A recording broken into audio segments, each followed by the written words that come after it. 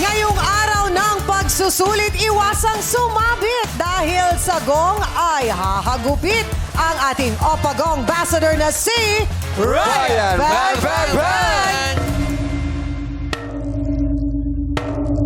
Kuya Jong, Kuya Bong, Chang, Kuya Teddy, magandang hapon sa inyo lahat. Magandang hapon. Magandang hapon. Nakakahiya kay Jaren, Kuya Bong. Bakit? Kasi syempre gusto ko manalo si Jaren, kaya hingi ako sa'yo ng Kuya Bong. Anong title? Iniiba-iba niya, Chang. Ay, Tama hiniba naman mo? sinabi ko. Sinabi mo, 105 days to heaven. 100 days lang pala. Sumobra lang 5 araw eh. Sumobra. Sabi mo, gagambaboy. Sabi ko, Jaren, sabi mo, gagambaboy. Nalito lang ako. Nakakahiya kay Jaren. Baka akala niya, niloloko Sagot ko nyo siya. naman eh. Oo, dapat, eh.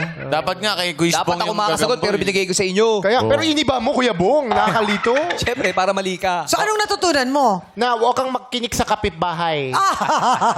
Ikaw palang kapitbahay na ayaw niya. Bakit? Pasensya na. Pero happy si Jaren. Na Bakit, Yes. bakit ba nakikare ka kay Jaren? Ah? Bakit nakikare ka kay Jaren?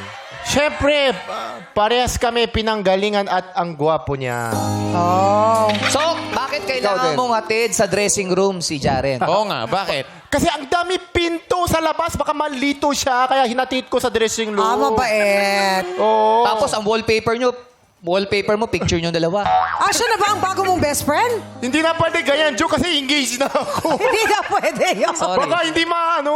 Di ba tuloy? Di. Baka mauntok si Paula. Nagjo-joke lang kami, pero happy Nagjo-joke. kami para sa iyo. Thank you. Anytime, welcome dito si Jaren. Yes. Oo naman. Thank you so Welcome na much, welcome. Parang Ryan Bang.